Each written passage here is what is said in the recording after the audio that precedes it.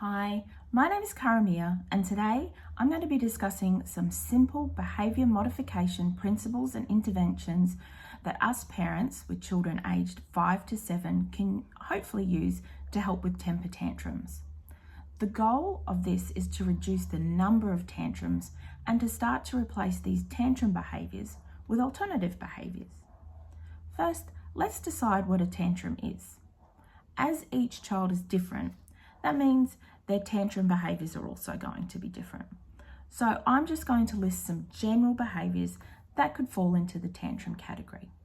For example, you could class a combination of yelling, slamming doors, throwing objects, giving mean looks to parents or siblings, or sulking as a tantrum.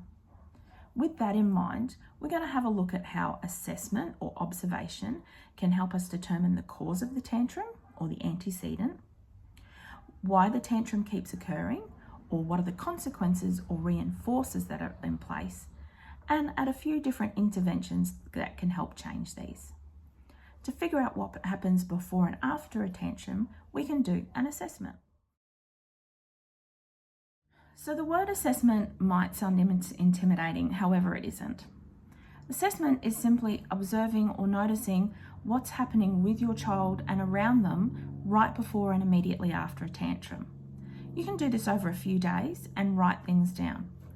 An easy way to record this is just to get a notebook and draw up some columns that have the date, time, where it occurred, what was happening before and after, and any notes that you think are important. You can also have a talk to your child, not when they're having a tantrum, but you can discuss what makes them feel angry, sad, or frustrated, and how they feel once they've gotten angry. You may also talk to people who have regular contact with your child and about how they cope with their frustration when they're with them, such as their teacher or grandparents. You can also have a look at what's reinforcing the tantrum. What are they gaining or what's being taken away that makes them feel better after the tantrum? The assessment will also help you see the big picture or patterns of what's causing tantrums and why they keep occurring. For example, over a week, you might find that most of the tantrums are happening right after school. They're complaining about being hungry, and of course you get them home and their lunchbox is half full. They're having some friendship issues that you didn't know about and they don't know how to cope with them. And they're being ignored a lot by their sibling. As parents, we're realizing that we're going in straight away, raising our voice or sending them to their room, or we could be coming in and trying to give them comfort and make them feel happy. These could be reinforcers to the child's behaviour. So from our assessment, we've found that in the afternoons especially, the child's feeling a little tense and a little tired because they're hungry. There are times when they're sad and confused about their friend and they're being ignored by their sibling. When they have a tantrum, they feel better because they're releasing some of that tension they felt. And they're also gaining some attention from you. So because of what we know, we can now find ways to address these with the goal of reducing how often tantrums are occurring. The first intervention may be an antecedent intervention, or manipulating events or the environment that leads to a tantrum. So, for example, we know that the child complains that they're hungry in the afternoon at school pickup. An antecedent intervention could be as simple as making sure that you have some healthy snacks in the car which they can eat while you're tackling that afternoon traffic. This may help to reduce their tension, which also may mean they're less likely to tantrum. Tension can also be addressed using a variety of different relaxation techniques. We could find a YouTube video that demonstrates deep breathing relaxation or meditation for children. You might find a quiet spot in your home where your child can go when they're feeling angry or frustrated, just to calm down. Or maybe you and your child can come up with something that suits them best. When they engage in the relaxation activity, this is reinforced because of that release of tension. But it's also reinforced if we give them praise or affection afterwards. Another way to help is by introducing and reinforcing an alternative behaviour. From the assessment, we saw that the child tantrums because they're feeling ignored. You can teach them to say, but not yell, "I am feeling angry because," when they begin to feel angry.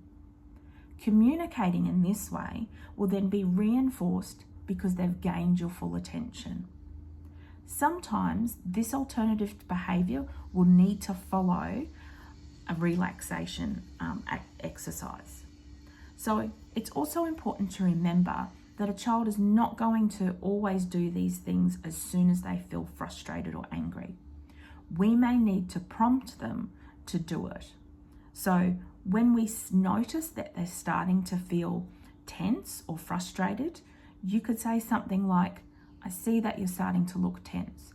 Why don't you go to your calm spot and do some deep breathing?" Or, "I can see that you're angry. Why are you angry?" Both of these behaviours can be reinforced with a praise or a hug. Sometimes we might not realise that our child doesn't have the skills needed to cope with situations, and we need to teach, model, and rehearse new skills with them. So we saw from the assessment that there were times when the child is feeling sad or confused because of how they're being treated at school by a peer, and they don't know how to react. This can be an opportunity to help them learn a new skill by instructing them what to say or do, modelling this for them, rehearsing it, and giving them some feedback. So a peer may say something quite mean to them. You can instruct your child to say, "That is mean," or "Why do you say mean things?" You can model this for your child.